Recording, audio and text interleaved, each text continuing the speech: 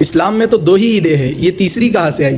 جیسے ہی پیارے آقا صلی اللہ تعالی علیہ وسلم کے یوم ولادت کے ایام نزدیک آتے ہیں، آپ نے دیکھا ہوگا سوشل میڈیا پر کچھ برساتی مینڈک کھڑے ہو جاتے ہیں اور یہ دعویٰ کرتے ہیں کہ اسلام میں تو دو ہی عیدیں ہیں، یہ تیسری کہاں سے آئی؟ اور کہتے ہیں کہ اس دن تو پیغمبر صلی اللہ علیہ وسلم کا انتقال ہوا تھا، وصال ہوا تھا، تو پھر آپ لوگ اس دن جشن کیوں مناتے ہو، ولادت کا دن کیوں مناتے ہو؟ تو میں انہیں پیارے آقا صلی اللہ علیہ وسلم کی حدیث پاک سنانا چاہتا ہوں کہ حضور نے فرمایا کہ روئے زمین پر کوئی ایسا دن طلوع نہیں ہوتا جو جمعہ کے دن سے افضل ہو، کیونکہ اسی دن حضرت آدم علیہ السلام کو پیدا کیا گیا، اسی دن آپ کو جنت میں داخل کیا گیا، اور جمعہ ہی کے دن حضرت آدم علیہ السلام کا وصال ہوا۔ تو پتہ چلا پیارے آقا صلی اللہ علیہ وسلم نے جمعہ کے دن کو عید کا دن حضرت آدم کے وصال کی وجہ سے نہیں کہا، بلکہ آپ کی ولادت بسعادت کی وجہ سے کہا ہے۔ ہم انبیاء اکرام کے وصال کو منانے والے لوگ نہیں ہیں، بلکہ انبیاء اکرام کی ولادت کے دن کو منانے والے لوگ ہیں، اور اسی لیے ہم پیارے آقا صلی اللہ علیہ وسلم کی ولادت بسعادت پر خوشیاں مناتے ہیں، وصال کا غم نہیں کرتے، کیونکہ وصال کا غم وہ کرے